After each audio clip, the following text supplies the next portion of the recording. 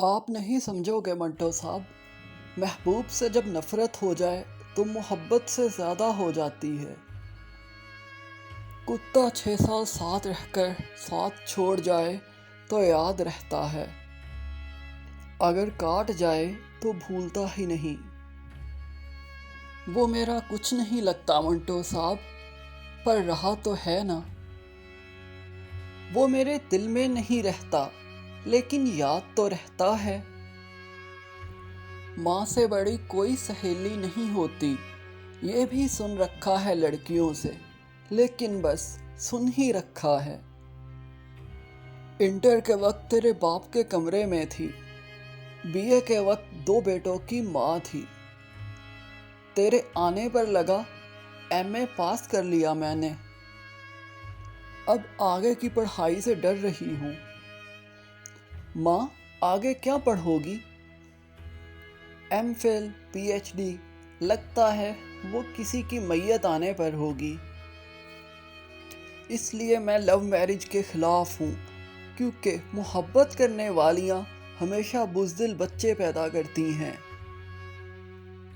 تمہیں پتا ہے، ثریا بننے سے پہلے میں بھی دروازے کے پیچھے چھپ کر باتیں سنا کرتی تھی، لیکن دروازے کے پیچھے چھپ کر باتیں سننے والیوں کے نام محمل اور معروف جیسے ہوتے ہیں۔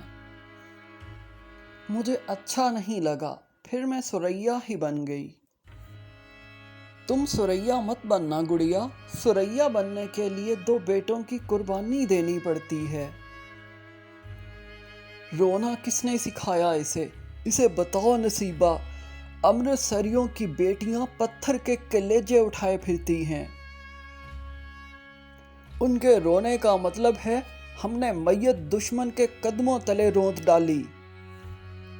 28 سال ہو گئے ہماری شادی کو، اور تمہیں لگتا ہے ہم سفر نہیں؟ مردوں کی محبت میں سفر ہوتا ہے بنیامین، ہم سفری نہیں ہوتی۔ اچھی عورت اگر کسی کو اپنا ہمسفر مان لے تو پھر راستے میں کسی اسٹیشن پر نہیں اترتی۔ دشمنی میں سودے بازی کون کرتا ہے میاں صاحب؟ صلح میں کرتے ہیں نا سودے بازی۔ تم نے کہا تھا سرِ تسلیم خم ہے، میاں صاحب سرِ تسلیم خم ہی ہے۔ آپ بھی سر کاٹیے، کلیجے پر ہاتھ تو مت ڈالیے۔ ماں نے کہا سراج اچھا لڑکا ہے۔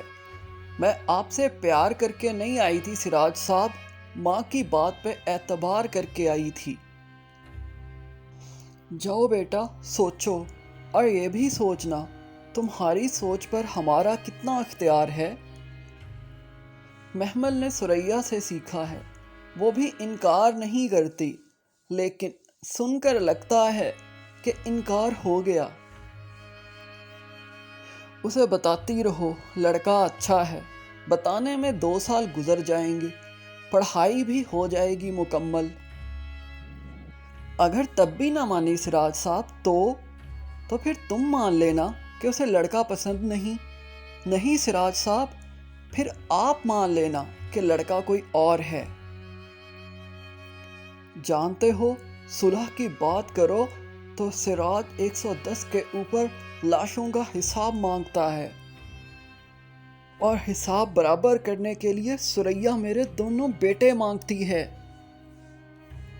بتاؤ میں اسے کیا دوں گا اور کیا لوں گا؟ 70 سال کی دشمنی میں ایک ہی بات مثالی ہے، ہم ایک دوسرے کی عورت پر نہ تو نظر ڈالتے ہیں نہ ہی بندوق تانتے ہیں۔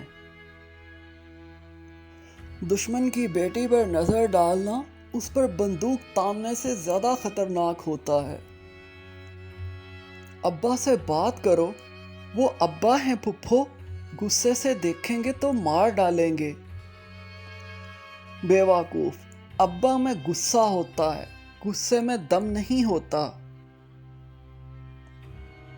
سیکنڈ پارٹ دیکھنے کے لیے چینل کو سبسکرائب کریں، اور اب تک کے تمام ڈائیلاگ